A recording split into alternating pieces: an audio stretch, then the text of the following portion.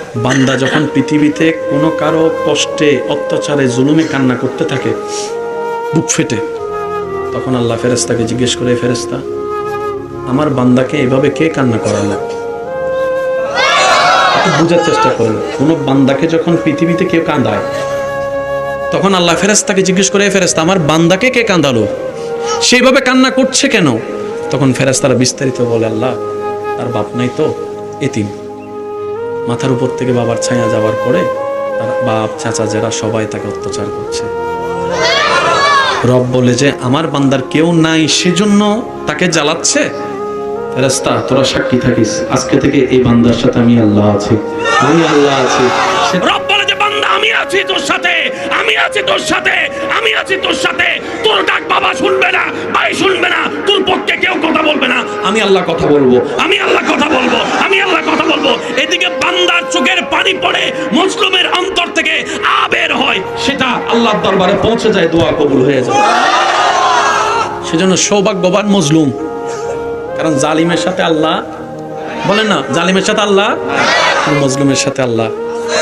সেজন্য আমি বলি, কেউ যদি জ্বালায় জ্বালাইতে দেন, কেউ যদি গুতায় গুতাইতে দেন, কেউ যদি বদনাম করে দেন না একটু করতে, কেউ যদি নামাতে চায় একটু সময় দেন না নামাতে।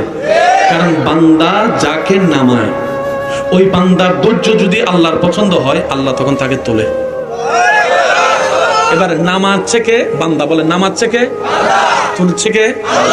এবার আপনার পক্ষে তো আল্লাহর সাপোর্ট চলে আসছে, আপনারা নামাইব কে? আওয়াজ দিয়ে বলেন। একটা কথা মনে রাখবেন, আমাদের আল্লাহর ভান্ডারে কমতি নেই, দিতেও তিনি কিপটামি করে না। দোষ আমাদের, আমরা চাইতেও জানি না, নিতেও জানি না। আপনার রবকে রহমান, আপনার রব হচ্ছে আল্লাহ যিনি রহমান, আপনার নবীকে রাহমাতুল্লিল আলামিন। তা আপনার রব রহমান, আপনার রবের মতো রব কারো নাই। আপনার নবী রাহমাতুল্লিল আলামিন, আপনার নবীর মতো জাহানে কোনো নবী নাই। আপনার আমার এই রব এবং নবী থাকার পরেও যদি না হয়, এবার কোন দোষ কার? আমার দোষ আমি স্বীকার করছি, আপনার আপনি কোন ভাই দোষ কার? একটু জোরে কোন দোষ কার?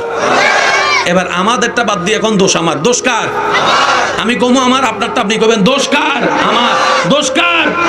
দোষ কার? নিজের দোষে নিজে করতে পড়ে আছে, নিজের ভাই নিজে বাপ নিছে, আমি যে চালাক। আওয়াজ দিয়ে বলেন ঠিক কিনা? আল্লাহ আমাদেরকে বুদ্ধিমান হওয়ার তৌফিক দান করুন। এবার আল্লাহ থেকে নেয় কেমনে জানার দরকার। আল্লাহ পাক বলে যে দেওয়াটা আমার সুন্নত, তোরা দেওয়া শুরু কর। শুনি নাই আমি? আল্লাহ পাক বলে দোষ গোপন করা আমার সুন্নত, মানুষের দোষ জেনে গোপন করা শুরু কর। আল্লাহ পাক বলে যে মানুষ গর্ত থেকে তোলা আমার সুন্নত, তুইও গর্ত থেকে তোলা শুরু কর।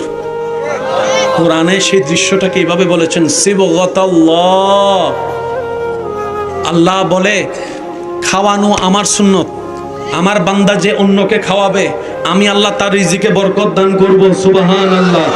দোষ গোপন করা আমি সাত্তারের সুন্নত, আমার বান্দাদের ভিতরে যে অন্য বন্ধু ভাইয়ের দোষ জানার পরও সমাজে তাকে লাঞ্ছিত না করার জন্য দোষগুলাকে গোপন করে রাখবে, আমি আল্লাহ সেই বান্দার দুনিয়াতেও দোষ গোপন করে রাখবো, হাসরের পাপ রাশিও আমি আল্লাহ গোপন করে তার ইজ্জতের ব্যবস্থা করে দিব। বলেন সুবহানাল্লাহ। এবার কে কে চান নিজের গুনাহ গোপন থাকুক? আমরা চাই কি চাই না? শর্ত হচ্ছে একটা, অন্যটা গোপন রাখেন। সব শুনতেছেন, আল্লাহ পাক বলে যে আমি তো নিজে জানি, কিন্তু আমি তো বলি নাই, আমি তো নিজে দেখছি কিন্তু কাউকে তো জানতে দিই নাই। তুই জানার পর কইলি কা? আল্লাহ ওই ফ্যাটের মধ্যে গুডুর গুডুর করে, আমাদের একটা অভ্যাস আছে না, কি ফ্যাটের মধ্যে কথা কি হয় না, হজম। আল্লাহ আমার ফেটে গুডুর গুডুর করে। রব করে যে ঠিক আছে, শর্ত যেহেতু তুমি বাংছো, আমার আর কিছু করার নাই, তুমি দোষ পড়লেছ, তোমার দোষও বের হবে। আল্লাহ কি বলেন? আমার দোষ বের হবে, তাইলে তো আমার বউয়ের লাগে আমার ব্রেকআপ। বুঝে নেন না রে ভাই, বুঝে নেন না। আওয়াজ দিয়ে বলেন, স্বামীর দোষ রাশি যদি বউরা জানতো, বউদের দোষ রাশি যদি স্বামী জানতো, কোন সংসার টিকার সম্ভাবনা আছে? আল্লাহ পাক বলে সব জেনে আমি গোপন করে রাখছি। সুবহানাল্লাহ কয় না?